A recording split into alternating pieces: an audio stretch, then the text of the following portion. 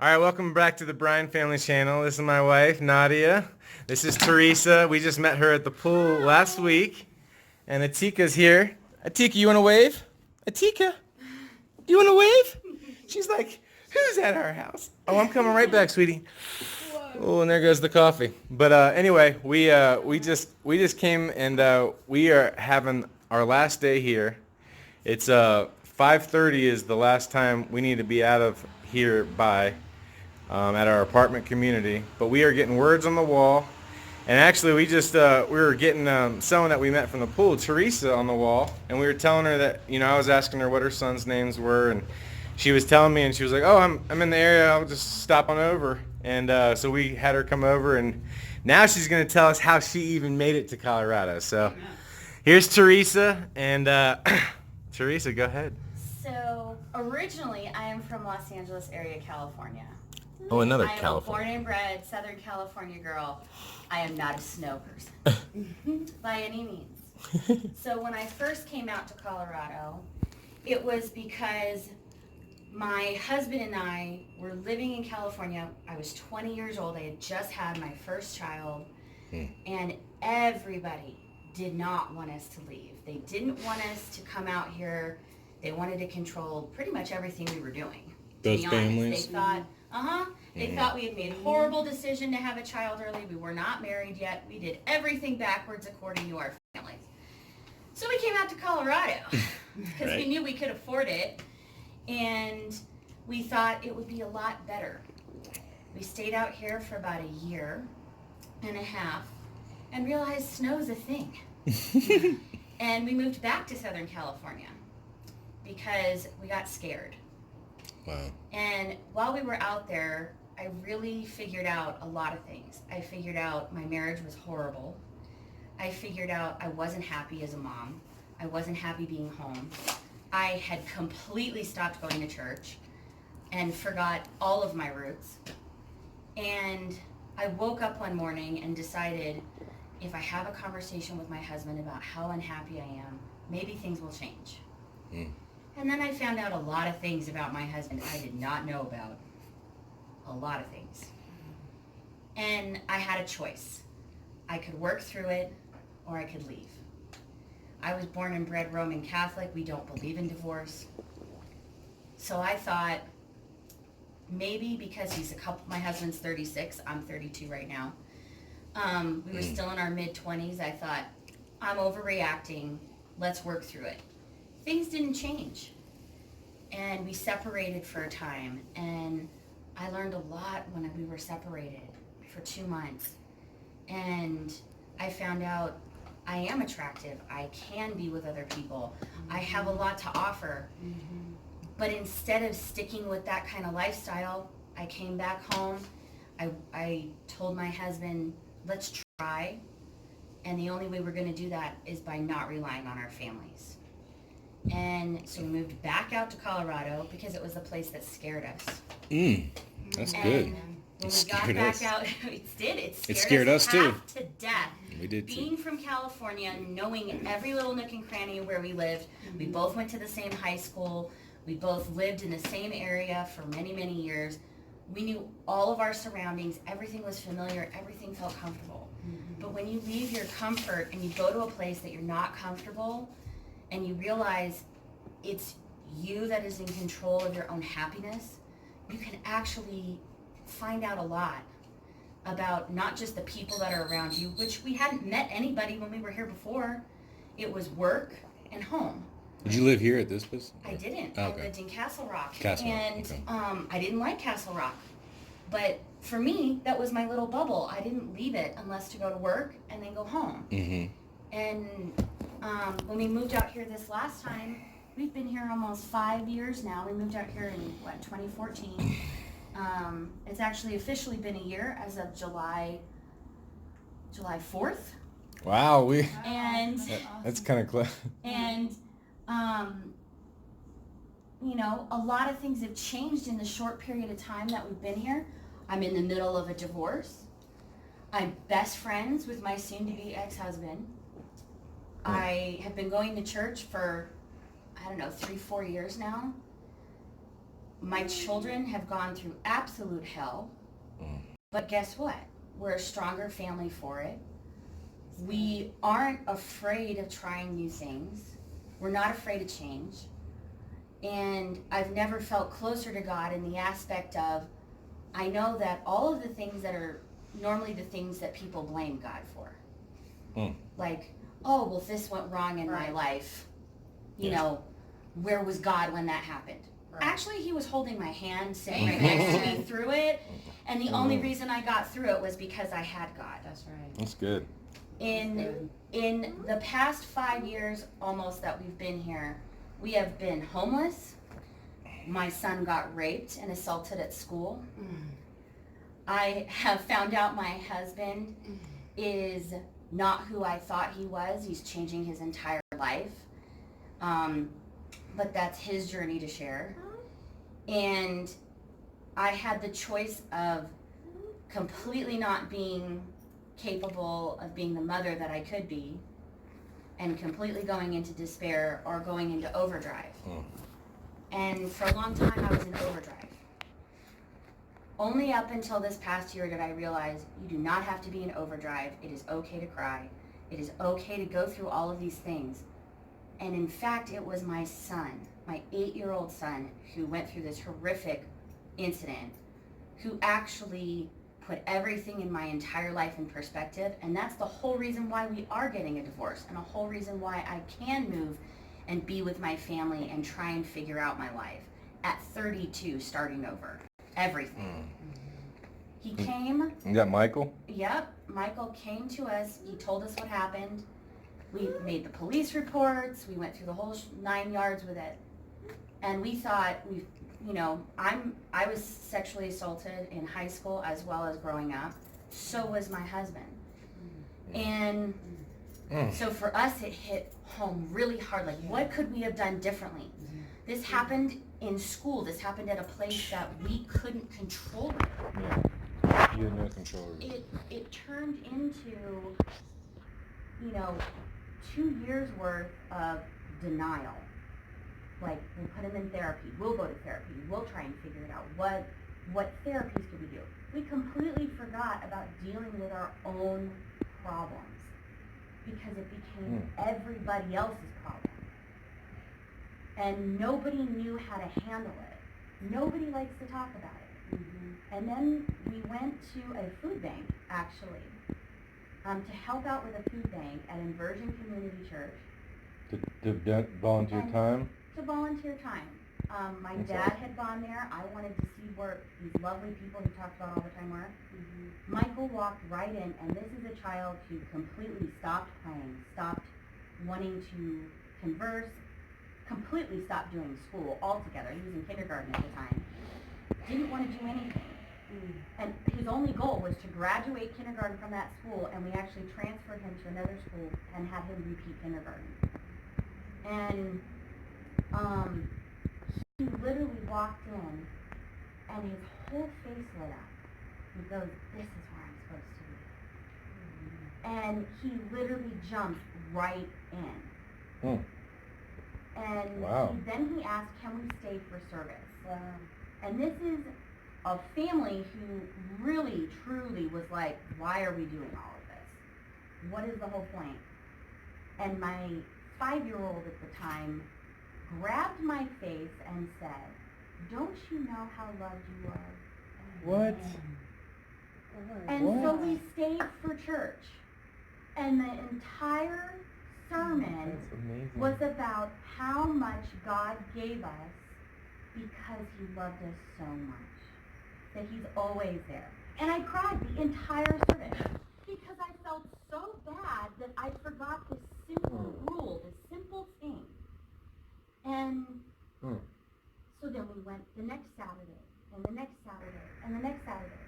And every single Saturday, my son was so happy to get in the car to go to church. And I thought, I gave every excuse possible. Maybe it's the people. Maybe they're doing something special in children's ministry. Maybe, no. He literally was so happy to literally be in the presence. I mean, there were days when he was the only kid in the children's ministry because everybody was on vacation over the summer or something, and he was so happy. That's awesome. He loved hearing the Bible. He loved hearing these stories. And as he's gotten older, because now he's turning 9 next Monday, I can't even believe it. If you sit him down and you ask him what keeps him going, what makes him happy, what makes him, who he is, he literally looks at you and will tell you, well, no one would be here without God. Amen. And the reason that I'm here is because I'm not a victim, I'm a survivor. Glory to God. Wow. How in the world does he know that? So I cannot, as his mother, take credit for that. I had nothing to do with that because I myself learned how to be a survivor from my son. Oh, wow. Because it took those days. Wow. It took those days of him crying and having a meltdown. He has PTSD. Having a PTSD meltdown. Coming to me with nightmares. Talking it out. And having him go, at the very end of it all, but I know I'm not alone. And I know God's with me. And I know that everything's going to be okay. And all I have to do is remember that I'm not all by myself in this big, big world. this is a child who's 5 years old at the time? He was 5, and now he's turning 9. And this was Michael, right? This was Michael. And On the flip side, I have another child who is 11, turning 12 in August. If we had not come out to Colorado, I would never have gotten him the education that he could have had. He actually didn't learn how to talk till he was 4. Oh. He was in special education in California. Yeah. And when we came out here, we didn't want him in special education anymore. And we did all the testing, and they said, well, then let's integrate him into a normal classroom. Let's not treat him that way. And he thrived. Amen. Yeah. And we were so surprised that we got that much support. And then now he's not even in a special education program. He doesn't even have an individual education plan. Amen. His vocabulary is so crazy, I can't get this child to stop talking now. but, That's awesome. but I mean, Wow. That's when, good. when you think about all the trials and tribulations you go through in life at different stages in your life, I look at my children and I think to myself, they've gone through so much so quick in such a short period of time. And when you have your children come to you and go, let's sit down. We think you and Dad need to get a divorce. What? Wow. Because you two don't love each other the same way anymore. You resent each other for things you shouldn't. And that's okay. You need to work that out separately in your own time. I can honestly tell you, my children learned so much through therapy. Should have that interviewed them. They literally, you could. They literally, if they want to. They're just so smart, it sounds like. Literally, Wow. I honestly am in awe of my children. I mean, they have, of course, like every child, have times when you're just like ready to rip your hair out and you cannot even believe that you're having conversations over some of the things they're talking about. Yeah. I got in an argument with Jason the other night about, but I want time on the Xbox One, Mom, and I want to play Fortnite. And, I know that this is some popular game right now that is like super imperative to his childhood, apparently. Our son loves Fortnite too. It's all good. just- All these boys do. I was just like, you know what? It's 11 o'clock at night. I think your bedtime was like at 8:30. That's right. Why don't we talk about playing this another time? And of course, it turned into this whole meltdown. Like every child, you're going to go through those times because you have to remember their children. Mm-hmm. But sometimes as a parent, your children are the best teachers that you have in your life. The only reason I'm here in Colorado still is because my children said, but we love it here. That's This awesome. is where we're happiest. Yeah. If we have to move, okay, but if we're gonna base everything on being happy in this world and truly looking at the things that are important, we're not in Colorado because I have family here. We're not in Colorado because of our jobs. We're not in Colorado because of our church. We could find a church group anywhere in the United States. It's because when my children look outside and they see the mountains, they're at peace. That's awesome. When they go to school We live in Douglas County. We just got done having a shooting at STEM Academy. My children are so ready to go to school because they firmly believe the whole idea that, but if you stop going to school in this area and you just start pulling your kids out, then there's not going to be any more school. Then the enemy wins. Exactly. All these attacks. So they're so ready to go back because they love their teachers that much. They want to make sure that they Powerful stay kids. here. And I mean, I'm scared to death for my children to go to school. But I can admit that I'm scared in general about my life right now. But the fact that my children are scared and yet they're that strong makes it all the more easier and more powerful and more important for me to work through that as an adult. Mm-hmm. I didn't have the help that I was able to give my children when I was growing up. And through learning the lessons that I have through my kids and really truly figuring out how to love my ex-husband despite the fact we're getting a divorce is really important. Learning tolerance, learning, all of the stigmas surrounding certain aspects of life aren't really necessarily true. It's all perspective. And if you're not sure where you need to be in life, then just because you're lost or you're not sure doesn't mean you don't have the right idea. And it doesn't mean that you can't figure it out, because sometimes it can feel like that.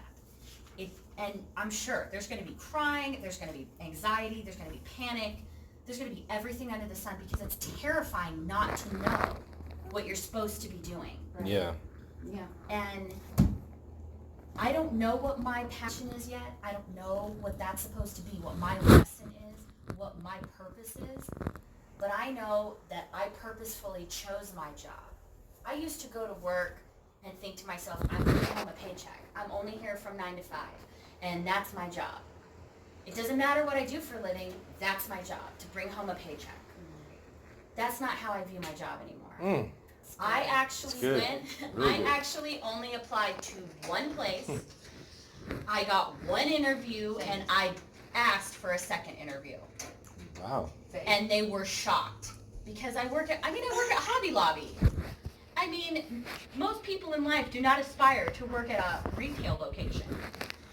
And I literally was like, no, I don't think you understand. This is my life. This is the complications that are going to come with my life.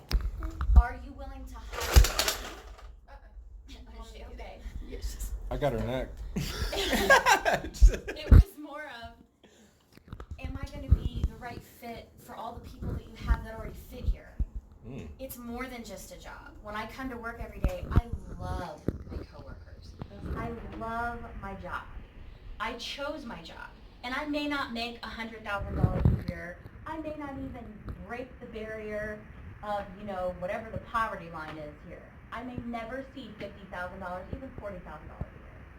But I can honestly tell you, I am more happy in what I do and more fulfilled in what I do for a living, because I know that the people who come and talk to me, I work in the custom framing department at Hobby Lobby. I know that for those people who just lost a spouse or just lost a child or are going through a traumatic experience, and I'm having to frame that picture for that service, I could have made that experience awful, or I could have made that experience the best thing that could have possibly happened. And I've had to do that way too many times in 14 years being a framer. And so I chose that job, and I can honestly tell you, I love the fact I may not travel all over the world, but I've actually seen all over the world. And that's cool.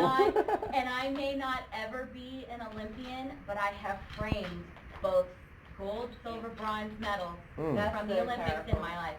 I may not have been in the military, I may not be a veteran, but I have a hell of a lot of respect for those people, because I have framed those Purple Hearts, those silver stars, those gold stars, those Medal of Honors. That means so much, too. And those families, it matters a lot, and you have to have that respect.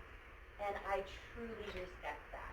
I may not understand every aspect of those people's lives, but sometimes, what somebody else looks at as trash is really important. It may be the last thing that somebody ever wrote. It may be the last, memory they have of their child. To me, if that's the only thing I can do for these people is put a smile on their face when they're trying to do something important like that, then that's my purpose right now. Yeah. And if my little contribution means that much to somebody else, I don't care how much money I make. I could make $10 an hour. I could make whatever. It doesn't matter to me because I can say that I'm a happy human being. And my children are happier for it because I'm happy for it. And, if there's any message in all of this, do what makes you truly happy where you're happiest.